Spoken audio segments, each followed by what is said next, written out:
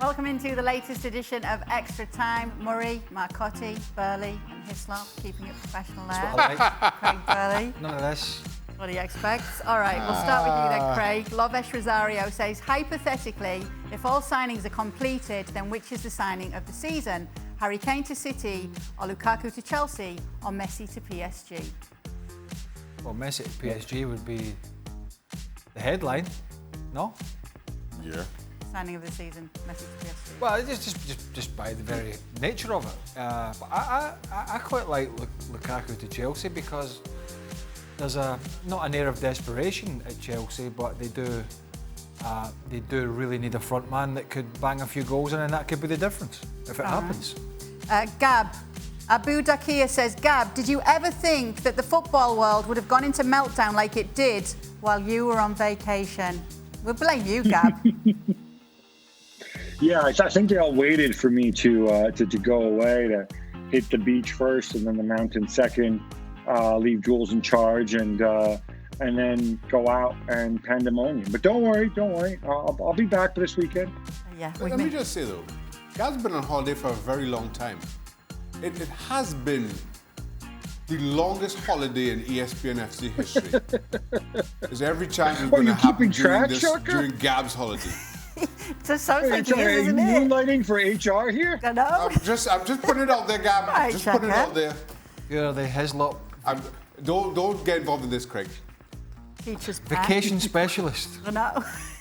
Maybe he's feeling that tag's going to be taken from him. Keep it moving, Murray. Keep it moving. Oh, well. Franklin Saint asks you, Shaka, a penalty has been awarded in the Champions League final for PSG.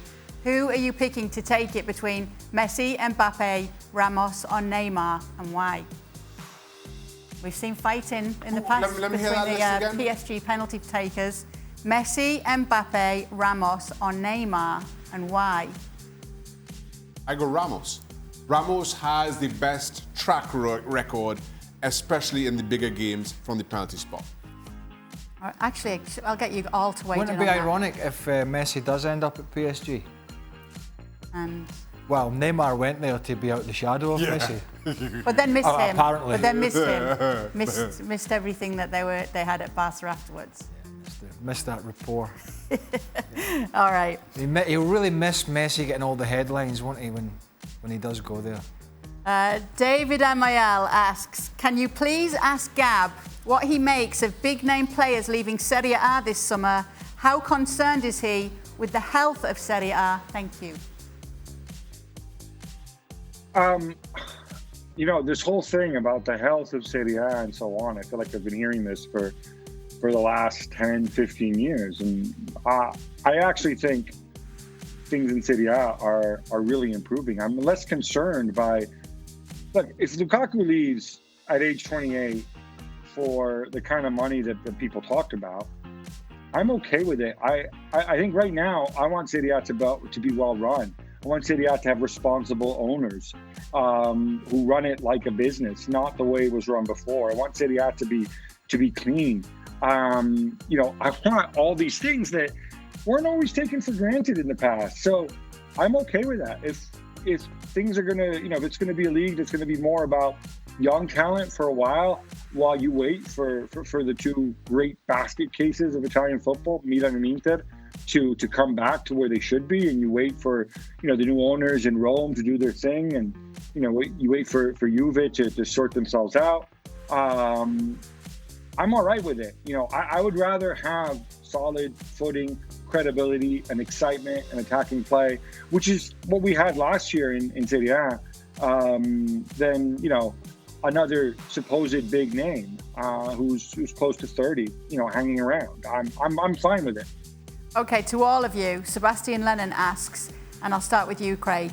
Is there any excitement in seeing a Barcelona team without Messi? Doesn't his absence also create the space for others to shine in a way they may not have with such a transcendent player like Messi? I mean, at the end of the day, as great as he has been, no one person is bigger than a club or a league. And, whilst everything comes to an end. So yeah, I mean, it'll be strange, but clubs have to move on. And Messi is in the twilight of his career, so if it wasn't this season, it might have been the next or the one after. And yeah, it's an opportunity for others to come in and play well, and for younger players to come through. And we saw some of that recently with Ansu Fati, and we saw Pedri at the Euros, different type of player, but very talented youngster. So yeah, I mean, as great as he's been,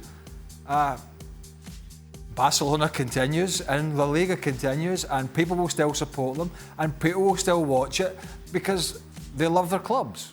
Still looking forward to seeing them, Shaka? Yeah, absolutely. Listen, to Craig's point, some of the best players that the world has ever seen have all worn the Barcelona shirt at one time. Whether we're talking about Lionel Messi, Ronaldinho, Brazilian Ronaldo, Diego Maradona, and every time they move on, for whatever reason it may be, another star has emerged. Somebody else has come through. And that you expect will happen yet again. So now we've come to maybe a premature and unexpected end to Lionel Messi's time in the Barcelona shirt, but it's not the end of us seeing that kind of talent or world-class talent in a Barcelona shirt. All right, I think you two have answered that well enough, so I'll move on to Dan, who says, Gab, Inter, Valencia or Barcelona, which has been the worst run club in the last 5 years? Ooh.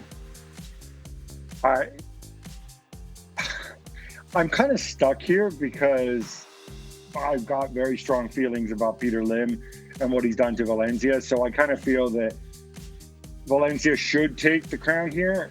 Inter, I actually think, has been turned around in some ways. In the end, Inter made a ton of mistakes, but they were, believe it or not, they were worse run before Steven Jang took over. I think that they really hit the low point in the latter Moratti years, which is more than 5 years ago. The problem with Barcelona is sheer scale. And I also think what happened to Barcelona, I think Bartomeu made a bazillion mistakes and he deserves a lot of the bile that gets thrown his way. However, they were hurt by COVID more than anybody else. When you have the Barcelona Museum, that's the second most visited museum in all of Spain, not the second most visited football museum, the second most visited museum after the Prado in Madrid in all of Spain, and you shut that down, that hurts you. When you take it on the chin because you decide to move a lot of your commercial activities in-house, and then all of a sudden COVID hits, well, that's going to hurt you even more. When you got one of the biggest stadiums in Europe, and then all of a sudden COVID hits, that's going to hurt you even more. So all these things piled on top of each other, it's not enough to give them a pass, but I think I can safely say Peter Lim and Valencia still maintain the crown as the worst run out of those three clubs. It was a good question. Zubaya to Shaka, if you were Messi and Neymar offered you the number 10 shirt, which is reported to have happened, would you accept it or just let it stay with Neymar? I have no problem accepting it. If I'm Messi and Neymar says you can wear my number 10, But if he says you can wear it, do you say, all right, or do you say, no, it's okay, mate, you keep it? I really am not, well, I'm not that bothered about numbers at all, to be honest. So you're asking the wrong man. Go on. Don't even ask me, I can't even less. What do you say, Shaka, Gab? I'm just laughing because you wore the number 1 shirt most of your career, and when you weren't wearing it, it's because you were a backup and you wouldn't have liked that. So I don't think you necessarily were ever faced by any situation like this, right? Nope. I wore number 12 when I first joined West Ham, just because it was the lowest number that was available. There's a couple of things that I also wore number 35 because I was 35 years old in my last spell at West Ham. That's how much thought goes into my shirt numbers. Yeah, I mean, honestly, I don't get it so much. It's like, give me 10, give me 9, give me 7, give me... But you do see players who can't have the number they want, then at least getting the 2 numbers that add up to that number. It does matter to quite a lot of them, doesn't it? But not to you. You're kind of good at maths for that. I'm not going to get the number that I want. I'm not going to play. It's a new generation, Craig. They're all spoiled. Oh my God. All right, Gab. So, you know, it's the same as like club logos. Have you seen the new club logo on the shop? Who cares? Do you think normal people care about this kind of thing? Who are we buying? Who's your manager? Are we going to see entertaining football? Are we going to be successful? Are we going to get to the cup final? Are we going to play in big games? No, we've got a new club logo. It's amazing. Look at it. Gab, Koulibaly was a defender who was once in serious demand. What has happened to him? Why are there no clubs hunting for his signature this summer? Well, I just think because, as happens to most people, every year that passes, you're a year older. And, I think now he's 29 years old, right around there. And he still, remember, he had that release clause, which was 80 million. Didn't necessarily have the best of seasons, didn't have a bad season either.